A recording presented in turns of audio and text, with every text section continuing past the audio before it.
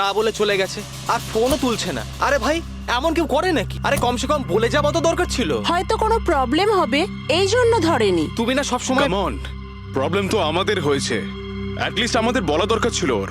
আর না তো কি, একদম বাচ্চাদের মতো ব্যবহার, কারো চিন্তাই করে না। সি গাইস লিসেন, প্রথমে ঘরের ভেতর ঢুকে দেখি। এটা তো হতে পারে যে ঘরের ভেতর রয়েছে। চলো চলো।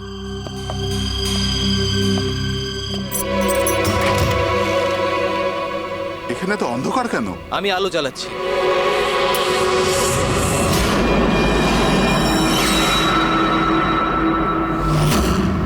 এসব কি?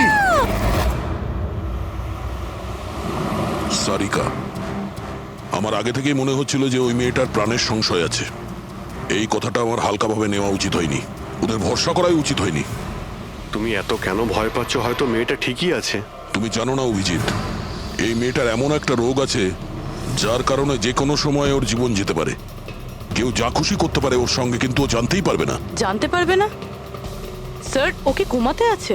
না, কমায় না, একটা অদ্ভুত রোগ। আমিও এই রোগের ব্যাপারে আগে কখনো শুনিনি। একটা অসুস্থ মেয়েকে তার পরিবারের লোক মারতে কেন চাইবে? যতটা আমি ওদেরকে চিনেছি, আমার মনে হচ্ছে যে ওদের ভাবসাব খুব একটা সুবিধার নয়। সারিকার সঙ্গে আমার কয়েকদিন আগেই দেখা হয়। একদিন আমি অফিস থেকে যখন বাড়ি যাচ্ছিলাম,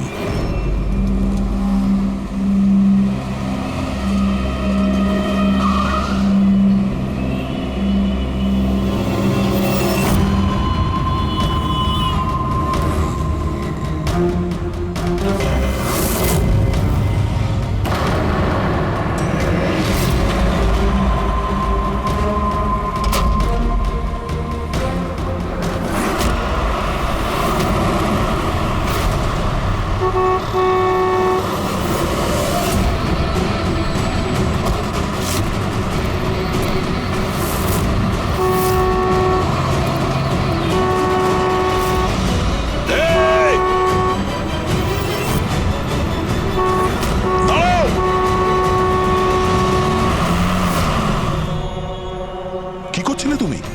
হ্যাঁ, এত বড় একটা ট্রাক সামনে থেকে বেরিয়ে গেল, তুমি দেখতে পাওনি? ও হর্ন বাজাচ্ছিল, তুমি শুনতে পাওনি? হ্যাঁ, আত্মহত্যা করার চেষ্টা করছিলে কি? মনে হচ্ছে দেখতেও পায় না, শুনতেও পায় না। কিন্তু এই রাস্তায় একা কি করছে? কে কে আছে এখানে? আকাশ দাদা, কে আপনি? কে? তার মানে আপনি দেখতে পান? তাহলে আপনি আমি আর ওই ট্রাক দেখতে পাননি? চাপা দিয়ে চলে যেত আপনাকে যদি আমি আপনাকে না বাঁচাতাম। সরি, আমি সত্যি দেখতে পাইনি। সারিকা, সারিকা তুমি ঠিক আছো তো? সারিকা, তুমি একলা কোথায় চলে গেছিলে? তোমার যদি কিছু হয়ে যেত তাহলে? আমি আগেই বলেছিলাম আমরা প্রপার্টি দেখতে যাচ্ছি, ওকে সাথে করে নিয়ে যাওয়ার কোনো দরকারই ছিল না, কিন্তু আমার কথা কেউ শোনেই না। রজনী প্লিজ থামো তুমি। ইনি ঠিকই বলছেন, আমি নিজে দেখেছি। ওনার লেফট সাইড দিয়ে একটা ট্রাক আসছিল, উনি দেখতে পাননি। ও হর্ন বাজাচ্ছিল, শোনেনি। চাপা দিয়ে চলে যেত ট্রাক যদি আমি না থাকতাম। থ্যাংক ইউ দাদা, থ্যাংক ইউ ভেরি মাচ। হ্যাঁ দাদা, সত্যি ও ট্রাকের আবার শুনতেও পাইনি আর দেখতেও পাইনি। তার মানে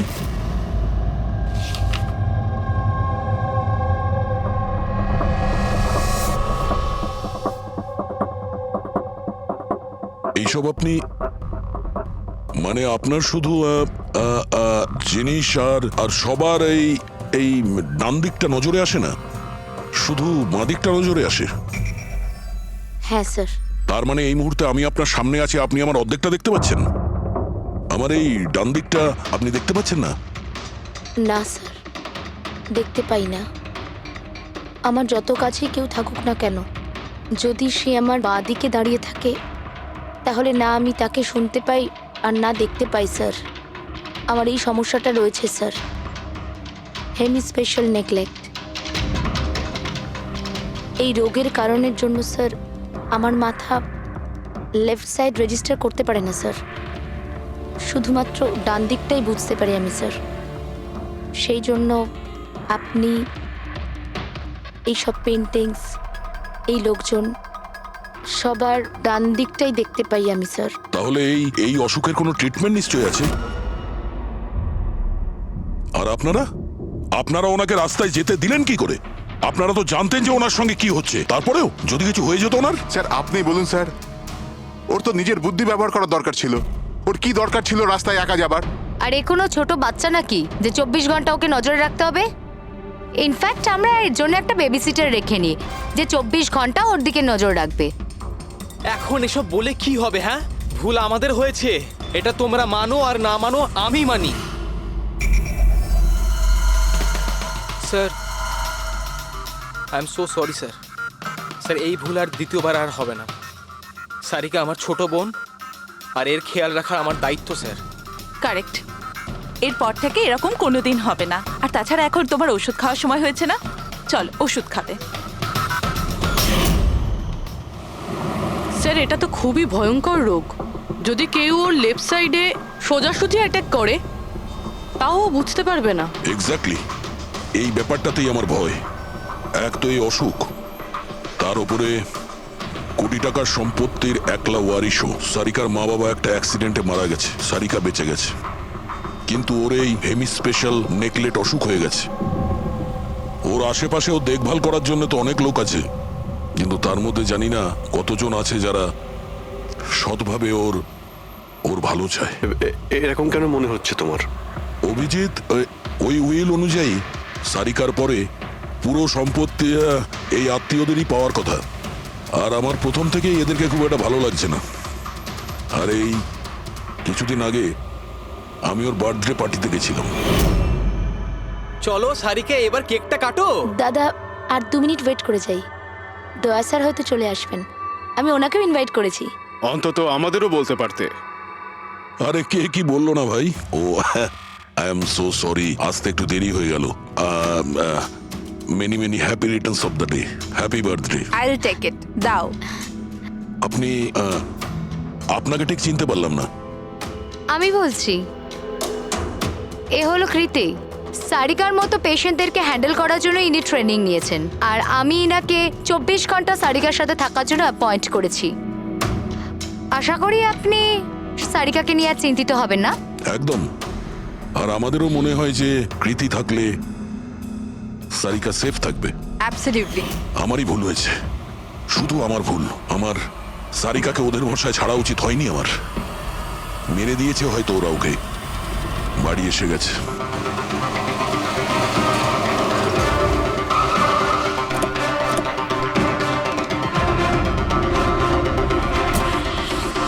কোথায় ও?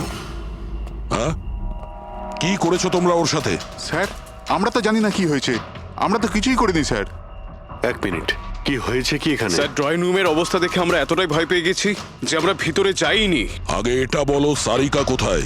স্যার, আমরা কিচ্ছু জানি না, আমরা কিচ্ছু দেখিনি স্যার। আমরা এইসব দেখে ঘাবড়ে গিয়েছিলাম আর সোজা আপনাকে ফোন করেছিলাম। ঠিক আছে, আমরা দেখে নিচ্ছি। পঙ্কজ, এদের সবার স্টেটমেন্ট রেকর্ড করো, আর কাউকে ভিতরে আসতে দেবে না।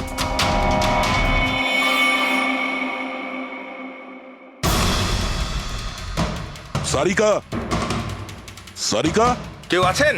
এখানে তো মনে হচ্ছে অনেক কিছুই হয়েছে। এত রক্ত তো কোনো একজনের হতেই পারে না।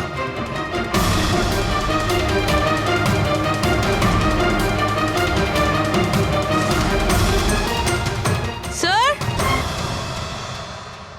হ্যাঁ, স্যার এই দেখুন,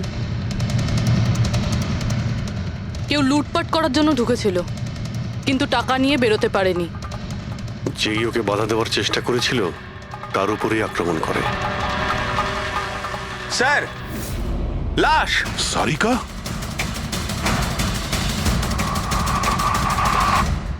ও নো।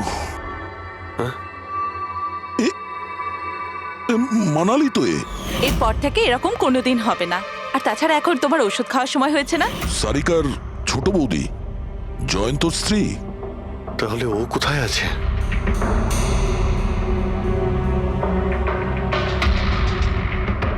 ও নো।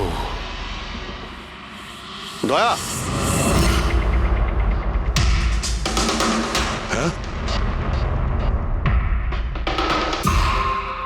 এ হলো কৃতি। সারিকার মতো পেশেন্টদেরকে হ্যান্ডেল করার জন্য ইনি ট্রেনিং নিয়েছেন। এটা তো কৃতি। তুমি চেনো? হ্যাঁ, কৃতি স্যার, পালস চলছে, এখনো বেঁচে আছে। এ সারিকার রুমের বাইরে। সারিকা, সারিকা, ফ্রেডি, এক্ষুনি অ্যাম্বুলেন্সের ব্যবস্থা করো, একে হসপিটালে পাঠাতে হবে। সারিকা, সারিকা,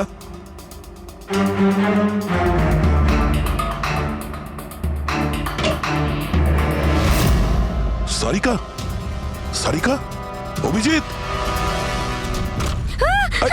না না না না না, কিছু নেই, কিছু নেই। Relax, আমরা relax. সিআইডি থেকে এসো, রিল্যাক্স বাইরে রিল্যাক্স এসো, বাইরে এসো, বাইরে এসো। রবি, এসো। সাবধানে। তুমি ঠিক আছো তো? বসো, এখানে বসো। থ্যাংক গড একে পাওয়া গেছে। তুমি ঠিক আছো? সবাইকে মেরে দিয়েছে, সবাইকে মেরে দিয়েছে স্যার। এক মিনিট, এক মিনিট। কে করেছে এসব? কে ছিল সে? দয়া স্যার, কি হয়েছিল? স্যার সবাইকে মেরে দিয়েছে স্যার, কে? মেরে দিয়েছে, কে? কে মেরেছে? মেরে দিয়েছে স্যার। আমার মনে হয় এক্ষুনি একে হসপিটালে পাঠানো উচিত, ওর মানসিক অবস্থা ঠিক নেই। হ্যাঁ, ঠিক হবে। মনে হচ্ছে শক পেয়েছে। রবি, তোলো একে। ওঠো, ওঠো। আমার সাথে এসো।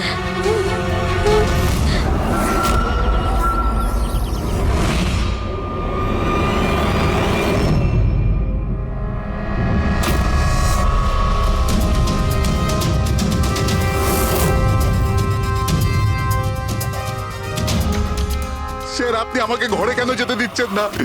আমার বউ খুন হয়েছে। স্যার প্লিজ, স্যার প্লিজ, আমি একবার দেখতে চাই, শুধু একবার। মিস্টার জয়ন্ত, আপনার স্ত্রীর খুন হওয়ার জন্য আমরা খুব দুঃখিত, কিন্তু আমরা আপনাদেরকে ভেতরে যেতে দিতে পারি না। 3 জনের উপর হামলা হয়েছে, একজন মারা গেছে, একজন আহত, আর একজন শক পেয়েছে। আর আপনারা বলছেন যে আপনারা কিছুই জানেন না। হ্যাঁ, সত্যি আমরা কিচ্ছু জানি না স্যার। ইনফ্যাক্ট আমরা এখানে কেউ ছিলামই না স্যার। আমরা সবাই নিউ বোম্বেতে ছিলাম একটা পার্টিতে। কোন পার্টি? স্যার একটা ফ্রেন্ডের রিসেপশনের পার্টি। তো আপনারা সবাই ওখানে গিয়েছিলেন তো? মানালি। ও বাড়িতে কেন ছিল? স্যার মানালি আমাদের সঙ্গে গিয়েছিল, বাড়িতে শুধু সারিকা আর কৃতি ছিল, কারণ স্যার সারিকার শরীর খারাপ ছিল। কিন্তু স্যার এই পার্টি থেকে হঠাৎ মানালি কি করে হারিয়ে গেল আমরা কিচ্ছু জানি না স্যার। স্যার, হ্যাঁ পূরবী, স্যার এই দেখুন, এর নখে এবং এর বডিতে অনেক গুঁড়ো চুল পাওয়া গেছে। স্যার এই কাঁচের টুকরোগুলো দেখুন, বেশ মোটা, মনে হচ্ছে কারো চশমার কাজ।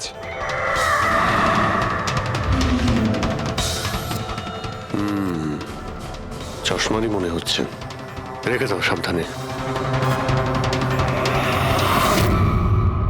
এই টেনে নিয়ে যাওয়ার চিহ্নের সঙ্গে রক্তের ফোঁটা।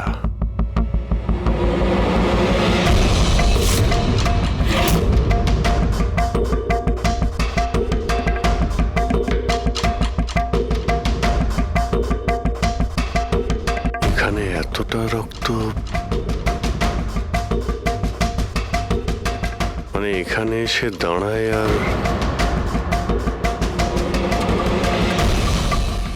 বাইকের চাকার দাগ। কেউ আহত অবস্থায় এখানে আসে আর বাইকে উঠে এখান থেকে বেরিয়ে যায়।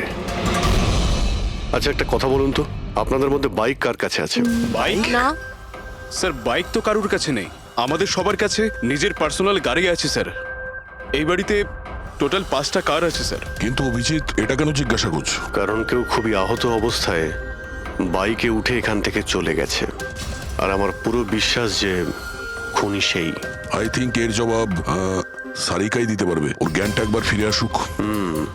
বাই দ্য ওয়ে, আপনাদের মধ্যে কি কারো চোট বা আঘাত লেগেছিল? আঘাত আমাদের? স্যার আপনার কথার মানে কি? আমাদের কেন চোট লাগবে? আপনারা আমাদেরকে সন্দেহ করছেন? যতক্ষণ এই কেসটা সলভ না হবে আমরা সবার উপরেই সন্দেহ করব। আর আপনারা যদি আমাদের সঙ্গে সহযোগিতা না করেন তাহলে আমাদের সন্দেহ আরো বেড়ে যাবে। হ্যাঁ, তাই প্লিজ কোঅপারেট।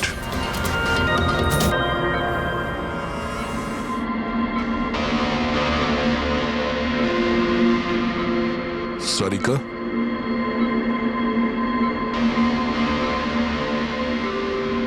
আচ্ছা তুমি কি ঠিক আছো?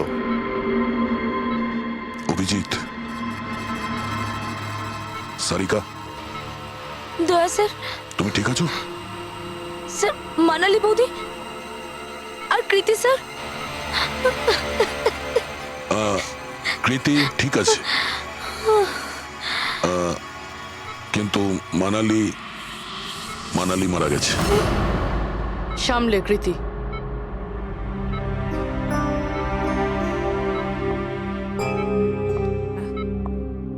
কৃতি, কৃতি, তুমি ঠিক আছো তো? I am so glad you okay. Thank God তুমি ঠিক আছো।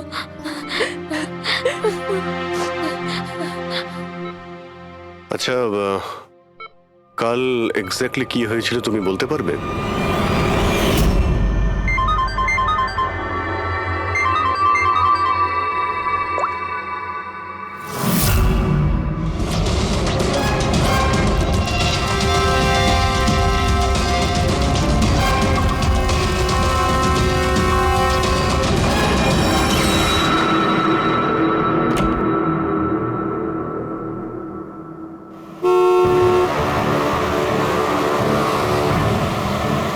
বৌদি,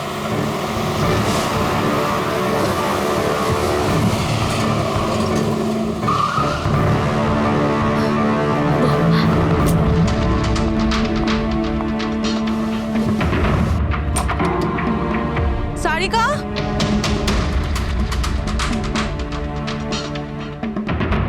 সারিকা, সারিকা কোথায় তুমি? বৌদি, সারিকা, সারিকা,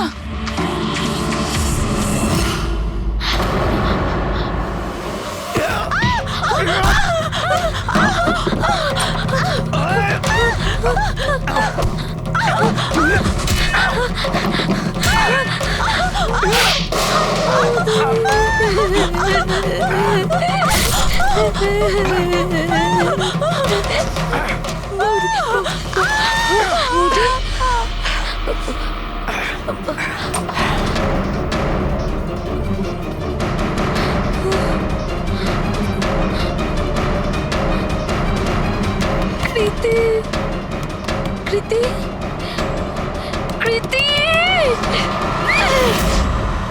তো তুমি ওনার দরজাতে ধাক্কা দিয়েছিলে। তো কৃতি, আপনি কি দেখেছিলেন? আপনার উপরে আক্রমণ কি করে হলো? সারিকার জোরে চিৎকারের আওয়াজ পেলাম, আমি তখনই ঘর থেকে বাইরে আসি। সারিকা, এইসব কি করে? কৃতি, কৃতি, সারিকা তুমি ঠিক আছো তো?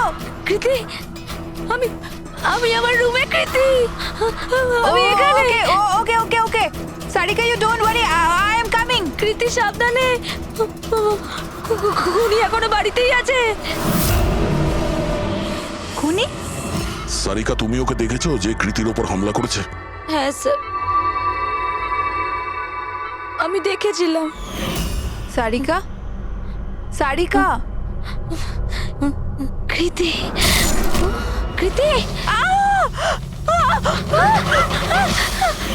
সারিকা, সেই মুহূর্তে তুমি যা যা দেখেছো সেটা তুমি একটা পেপারের ওপর আঁকতে পারবে?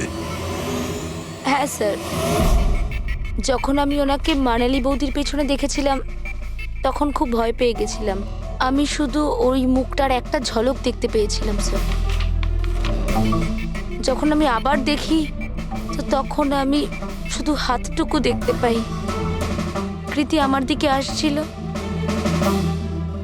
আর তারপর পিছন থেকে হাত এলো, ওই হাতটা ওর ওপর হামলা করলো। লোকটা রেনকোট পরেছিল আর গ্লাভস আর একটা বড় চকমকি ঘড়ি, এই যে একেবারে সেরকমই হুবহু যেমনটা আমি দেখতে পেয়েছিলাম।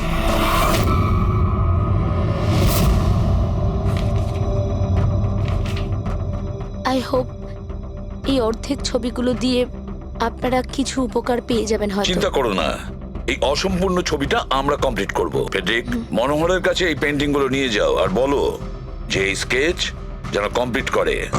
Sarika, thank you so much. আপনি যেতে পারেন, টায়ার্ড হয়ে গেছেন হয়তো। চলো সারিকা।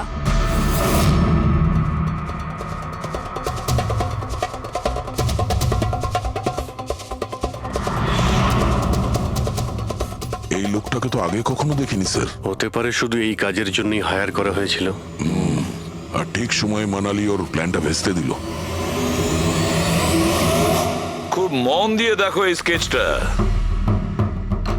এটা সেই লোকটার ছবি যে মানালিকে খুন করেছিল। আপনারা কি একে কোনোদিন দেখেছেন? আমি তো বুঝতেই পারছি না আমাদের কেন সন্দেহ করা হচ্ছে। এক্স্যাক্টলি, আমরা সবাই সারিকার আপনজন, আর আজ আমরা বিজনেসের সব কাজ ছেড়ে এখানে এসেছি শুধুমাত্র সারিকার জন্য। আর আপনাদের মনে হচ্ছে আমরা ওকে মারতে চাইছি? স্যার যে মারা গেছে ও আমার বউ স্যার, আর সারিকা আমার বোনের মতো। স্যার আমি যখন খুব ছোট ছিলাম আমার বাবা মা মারা গিয়েছিল। সারিকার বাবা মাই আমাকে আদর যত্ন করে বড় করে তুলেছে।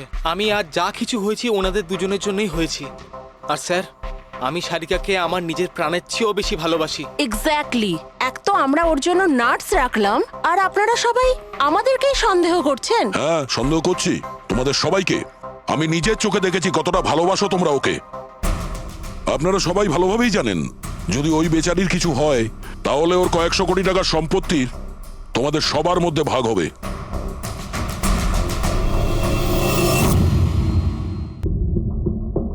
ওকে বাড়িতে রেখে তোমরা সবাই পার্টিতে গিয়েছিলে। ওখানে মালিনী কোনো কথা শুনেছিল যে কোনো খুনি ওকে মারতে চলেছে। মালিনী কাউকে কিছু না বলেই নিজে ওকে সাবধান করে আর চলে যায় সেখানে যেখানে খুনি মানালিকে মেরে ফেলে। আর যদিও পার্টিতে এই কথাটা শুনে থাকে তাহলে আপনাদের মধ্যে কেউ হবে? কেউ না? ঠিক আছে, তোমরা এখন যেতে পারো, কিন্তু একটা কথা ভালো করে মনে রাখবে, আমাদের কড়া নজর থাকবে তোমাদের উপরে। অভিজিৎ, দয়া, ও বলছিল মানালি ওকে ফোন করেছিল যে মানালি পুলিশ নিয়ে ওর বাড়িতে পৌঁছচ্ছে। এক্স্যাক্টলি স্যার, কিন্তু ও না আমাদের সঙ্গে কন্ট্যাক্ট করেছে না পুলিশের সঙ্গে।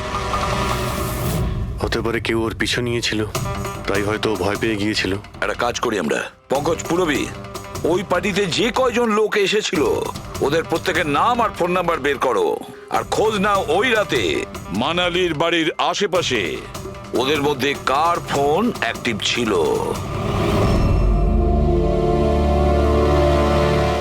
স্যার, হ্যাঁ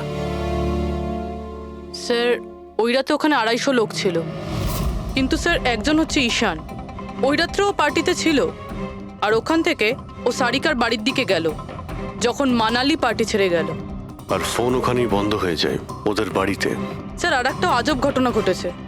মানালি সেই রাতে ওই বাড়িতে ফোন করেইনি, বরং সেখান থেকে ব্যান্ড্রায় গিয়েছিল, কোয়াড্রাম, আর তারপর থেকে ফোনটা সুইচড অফ। মানালির সেল ফোন তোর কাছেই ছিল ওই ক্রাইম সিনে।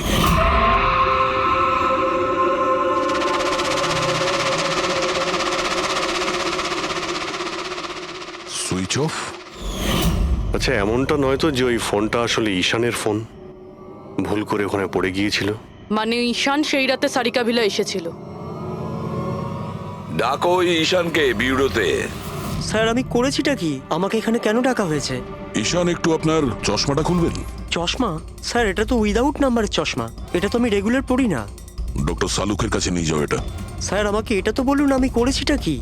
আমরা আপনাকে এখানে মানালি মার্ডার কেসের ব্যাপারে ডেকেছি। ক্রাইম সিনে আমরা চশমার ভাঙা কাঁচ পেয়েছি। আপনার চশমাটাকে ওই কাচের সঙ্গে ম্যাচ করিয়ে দেখব। কিন্তু স্যার আমি তো ওই জায়গায় যাইনি। যদি তুমি নাই গিয়ে থাকো তাহলে তোমার ফোন ওখানে ওই ভিলাতে কি করছিল? আর মানালির ফোন তোমার বাড়িতে মানরাতে কিভাবে পৌঁছলো? ওই স্যার পার্টিতে আমাদের ফোন এক্সচেঞ্জ হয়ে গেছিল, কারণ আমাদের ফোন দুটো এক। কি হলো মানালি ম্যাডাম, আপনাকে চিন্তিত মনে হচ্ছে? চিন্তিত আমি?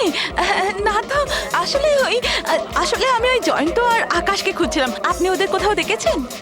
হ্যাঁ, ওরা দুজন ভেতরেই হবে। আসলে কি হয়েছে, এত চেঁচামেচি আর এই ডিস্কোতে আমি কিছু বুঝেই উঠতে পারছি না। আপনি প্লিজ আমাকে একটু হেল্প করে দেবেন ওদের খুঁজে পেতে? আমি ওদের ভেতর থেকে আপনার কাছে পাঠাচ্ছি।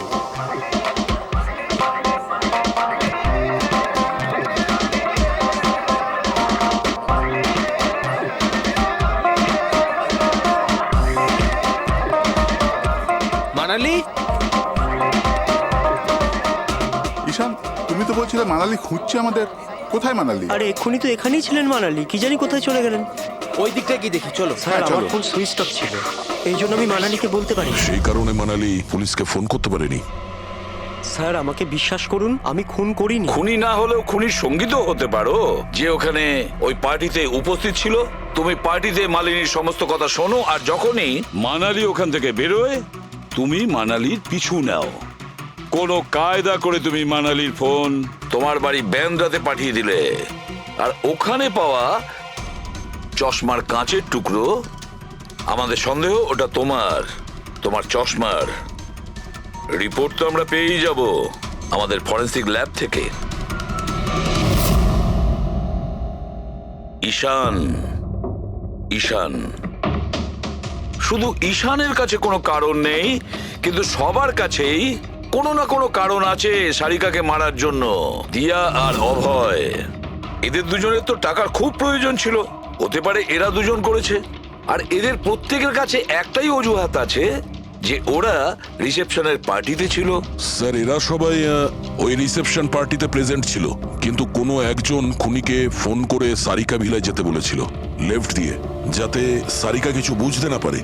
তারপর সারিকাকে মারবে, কৃতিকে মারবে, আর সবাই ভাববে দেখে যেন মনে হয় চুরি করার উদ্দেশ্যে খুনটা হয়েছে। আর এই সব কিছুই মালিনী শুনে ফেলে। তারপর ননদকে বাঁচানোর জন্য ও বাড়ি ফিরে আসে, কিন্তু ও সেখানে খুন হয়। কিন্তু মারা যাওয়ার আগে ও খুনিকে আহত করেছিল। খুনি যাওয়ার সময় কৃতির উপরে হামলা করে, লুটের মাল আর ননদকে ফেলে তারপরে সে বাইকে করে পালিয়ে যায়। শুধু একবার এই খুনির ব্যাপারে কিছু যদি জানতে পারি না, কিছু, তাহলে ধরে নাও মাস্টার মাইন্ড আমাদের হাতে। স্যার খুনির বাইকের টায়ারের চিহ্ন, আশেপাশে পড়ে থাকা রক্তের ফোঁটা সব চেক করেছি, কিন্তু কিচ্ছু জানতে পারিনি। স্যার মনে হয় যে খুনির কোনো পাস্ট রেকর্ড নেই। এর মানে হলো খুনি কোনো পেশাদার অপরাধী নয়। স্যার মানালির জামা কাপড় থেকে আর নখ থেকে যে চুলগুলো পাওয়া গেছে, সালুনকে স্যার সেটা টেস্ট করছে, হয়তো কিছু পাওয়া যাবে।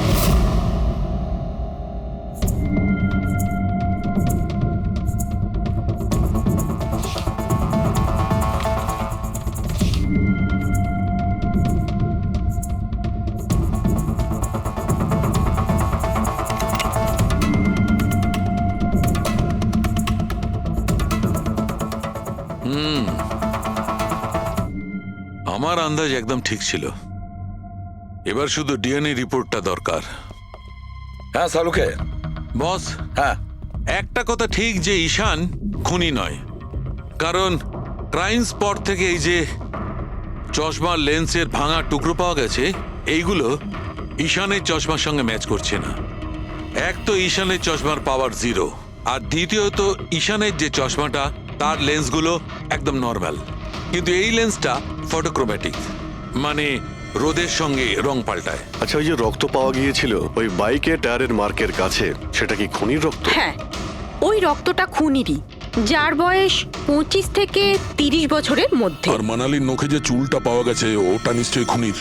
আসলে বস, হাতাহাতি করবার সময় চুল গোড়া থেকে উপড়ে আসে, অথচ এই যে চুলটা, এটা উপড়ে আসেনি, কাটা হয়েছে।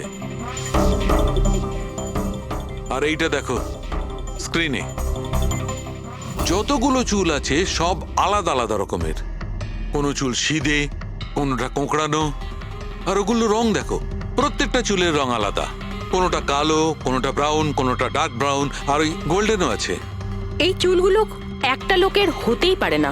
আলাদা আলাদা লোকের চুল? হ্যাঁ দয়া, এই চুল থেকে আমরা বিভিন্ন ধরনের কেমিক্যাল পেয়েছি, যেমন হচ্ছে কেরাটিন, ফিফটাইন, আর অনেক কিছু।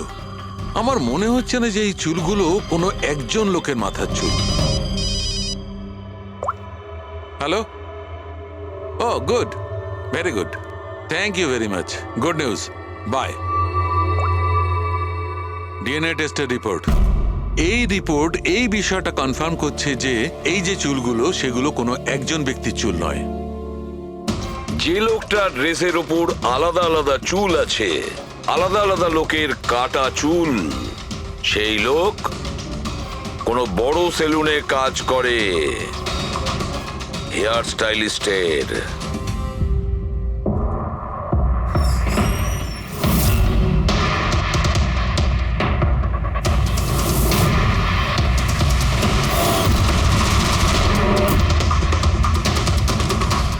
স্যার এ তো বিমল, আমাদের স্পায়ের স্টার হেয়ার স্টাইলিস্ট। স্যার এখানে যেই আসুক না কেন সবাই ওর কাছেই হেয়ার স্টাইল করতে চাইতো। কিন্তু স্যার এই কিছুদিন ধরেই হলো এই টাকা পয়সা নিয়ে ভীষণ চিন্তিত থাকতো। এর জুয়া খেলার খুব অভ্যাস ছিল। কিন্তু স্যার এই খুন করবে এটা স্যার আমি একদম ভাবতেই পারছি না। যাই হোক, এখনো কোথায় আছে বলতে স্যার পারবেন? একে এখন কোথায় পাবেন এটা আমি বলতে পারবো না, তবে কিছুদিন যাবত এখানেও কাজে আসছে না, আর না ও আমার ফোন তুলছে। আপনি ওর ফোন নাম্বার আর অ্যাড্রেসটা দিন আমাদের। হ্যাঁ স্যার, আমি এখনই আনছি।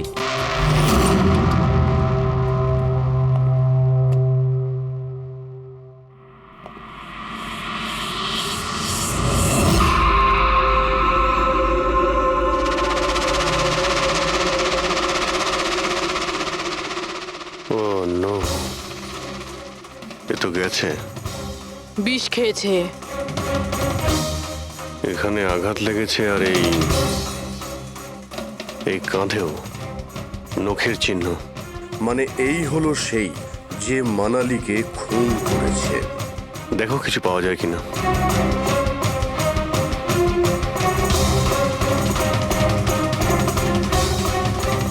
স্যার, হ্যাঁ, আমি বিমলের বাইকটা চেক করলাম স্যার। বাইকটার হ্যান্ডেলে শুকিয়ে যাওয়া রক্ত আর কাঁদালে আই অ্যাম শিওর স্যার এগুলো ওই বাড়িটার ব্যাকইয়ার্ড থেকেই লেগেছে।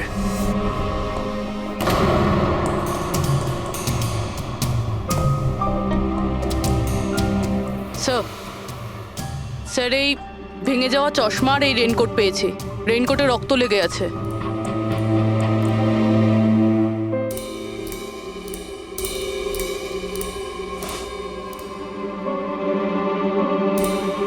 এই দেখতে পাচ্ছ, বাঁ হাতে ঘড়ি। হ্যাঁ, তাহলে স্যার যদি বিমল বাঁ হাতে ঘড়ি পরতো তাহলে ও কি করে বলল যে ডান হাতে ঘড়ি পরা ছিল? পার্টিতে মানালি কেউ সারিকাকে খুন করবে সেই আলোচনা শুনে ফেলে, আর তখন মানালি ঈশানের কাছে সাহায্য চায়। ওকে বলে যে জয়ন্ত আর আকাশকে ওখানে পাঠিয়ে দিতে। এর মানে আকাশ আর জয়ন্ত দুজনেই নির্দোষ। বাকি রইল এই তিনজন, রজনী, অভয় আর দিয়া। ওই খুনের মাস্টারমাইন্ড এই তিনজনের মধ্যেই কেউ হবে। আচ্ছা স্যার, ওই কলের অন্যদিকে কে ছিল? স্যার ওই বিমল হতে পারে। না স্যার, আমি বিমলের ফোন রেকর্ড চেক করেছি। ওই রাত্রে ওদের মধ্যে কেউই বিমলকে ফোন করেনি। তাহলে অপর প্রান্তে কে ছিল সেদিন? ল্যান্ডলাইন? আচ্ছা, ওদের বাড়ির ল্যান্ডলাইন ফোন? হ্যাঁ, হতে পারে। ফ্রেডি, পঙ্কজ, একটু খোঁজ নিয়ে দেখো তো 11টার আশেপাশে ওদের ল্যান্ডলাইনে কেউ ফোন করেছিল কিনা। ওই মেয়েটার কথা অনুযায়ী খুনি ডান হাতে ঘড়ি পড়েছিল, যেখানে বিমল বাঁ হাতে ঘড়ি পড়েছিল। আরও এটাও বলেছিল যে খুনি যে রেনকোট পরেছিল সেটা ব্লু কালারের ছিল, কিন্তু আমরা বিমলের বাড়ি থেকে যে রেনকোট পেয়েছি সেটা কালো ছিল। হতে পারে সারিকা কিছু ভুল করেছিল, ঠিকমতো দেখতে পাইনি ও। স্যার, স্যার ওই রাতে 11:30টার সময় বাড়িতে কেউ ফোন করেছিল। কে ফোন করেছিল? আপনারা সত্যি বলছেন এই সব কিছুর পেছনে আমার নিজের লোকের হাত আছে? একটু অপেক্ষা করুন, সব জানতে পারবেন। স্যার, আপনারা আবার কেন খোঁজ খবর নিচ্ছেন? একবার তো খোঁজ খবর নিয়েছেন। সেদিন প্রমাণ একত্রিত করার জন্য আর আজ কেস ক্লোজ করার জন্য। আপনি একটু অপেক্ষা করুন, এখনই সবকিছু জানতে পেরে যাবেন। স্যার, পেয়ে গেছি। কিন্তু এটা তো সেই রেনকোটটাই যেটা ওই খুনি পড়েছিল। এখানে কি করে এলো? বলছি, তুমি বলেছিলে যে মানালি তোমাকে দৌড়ে এইখানে বাঁচাতে এসেছিল, কারণ ও ওখানে পার্টিতে শুনেছিল যে কেউ তোমাকে খুন করতে চায়। কিন্তু সে খুনি ছিল না, সেই ছিল যে এই পুরো প্ল্যানটা করেছিল। আর যার সঙ্গে ওর ফোনে কথা হয় সেও কিন্তু খুনি নয়, অন্য কেউ ছিল। সেই সময় এই বাড়িতেই সে তোমার সঙ্গে উপস্থিত ছিল। বাড়িতে? ওই সময় আমার সাথে কৃতি, কারেক্ট? এটা পুরো প্ল্যান ছিল। খুনি কাজ ভেঙে বাড়ির ভেতরে ঢোকে, কিন্তু গন্ডগোল তখন হলো যখন ও মানালিকে মারলো সারিকা ভেবে। মানালি তো মারা গেল, কিন্তু মরার আগে ও খুনিকে এতটাই আহত করে দিয়েছিল যে খুনি এখানে সারিকাকে মারার জন্য দাঁড়ায়নি, পালিয়ে গেছে। স্যার স্যার এক মিনিট, যদি খুনি পালিয়ে গেল তাহলে কৃতিকে কে মারলো? কারণ সারিকা নিজের চোখে কৃতির ওপর হামলা হতে দেখেছে।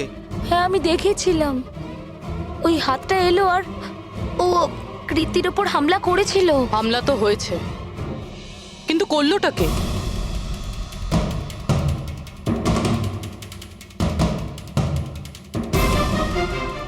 আপনারা সবাই আমাকে এভাবে কেন দেখছেন?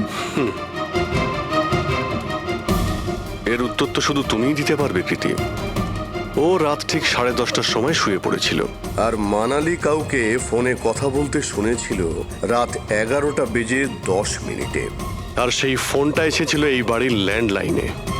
কে রিসিভ করেছিল সেই কলটা? যদি আমরা এটা মেনেও নিই যে বিমল তোমার ওপর হামলা করেছে, তাহলে ও তোমাকে বাঁচিয়ে রাখলো কেন? ও মানালিকে এত নৃশংসভাবে মারলো আর তোমাকে শুধু এই একটা আঘাত কেন?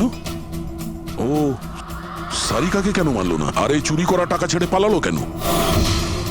আর সব থেকে বড় প্রশ্ন, ও খুনিকে এই ব্লু কালারের জ্যাকেট পরে থাকতে কি করে দেখলো? কি করে দেখলো সেই ঘড়িটা যা বিমল লেফট হ্যান্ডে পড়তো, রাইট হ্যান্ডে নয়? বিমলের রেইনকোটের কালার ছিল ব্ল্যাক।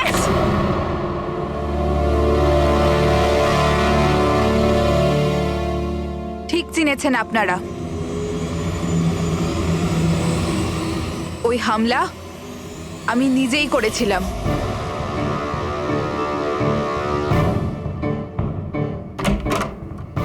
সারিকা, সারিকা কোথায় তুমি? মানালি এখানে এই সময়? Sarika,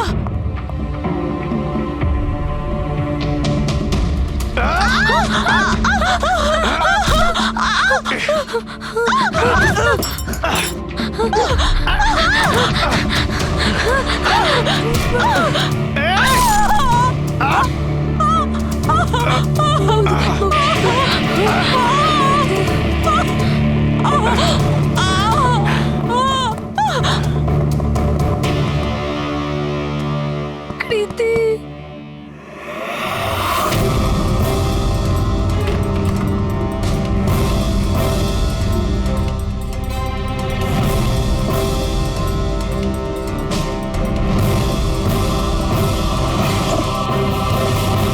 I am coming, Sarika, don't worry.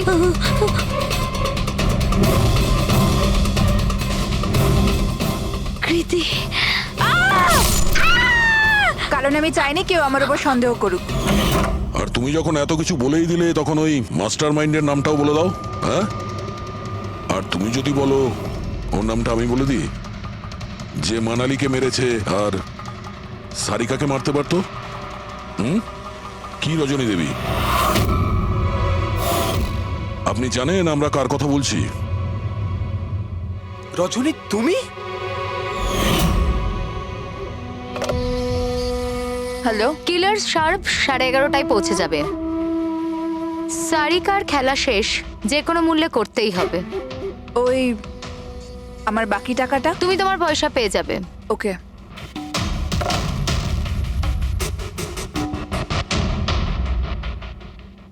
রজনী, তোমার জন্য আমি আমার বউকে। আমার পয়সার দরকার ছিল। সারিকার বেবি সিটিং করতে করতে আমি হাঁপিয়ে উঠেছিলাম। আর এইসব তোমার জন্য হয়েছে আকাশ। তোমার জন্য আমরা সবাই সারিকার আয়া হয়েছিলাম। আমাকে আমার জীবন যাপন করতে হতো আগের মতো। এই জন্য আমি প্ল্যান করেছিলাম আর কৃতিকে বাড়িতে নিয়ে এসেছিলাম। পার্টিতে যাওয়াও আগে থেকেই ঠিক ছিল, যাতে আমি সময় পাই প্ল্যান করার। সব ঠিক চলছিল, শুধু বিমলের ব্যাপারে একটু ভুল হয়ে গেল। না হলে এত কিছু হয়ে যাওয়ার পরেও দেখছি তোমার কোনো অনুতাপ নেই, বরং নিজের প্ল্যান নিয়ে গর্ব করছো। তুমি অনেক সময় পাবে নিজের প্ল্যানের ভুল ত্রুটি ধরার, কারণ তোমার এই বাকি জীবন এবার তোমাকে জেলের মধ্যে বসেই কাটাতে হবে।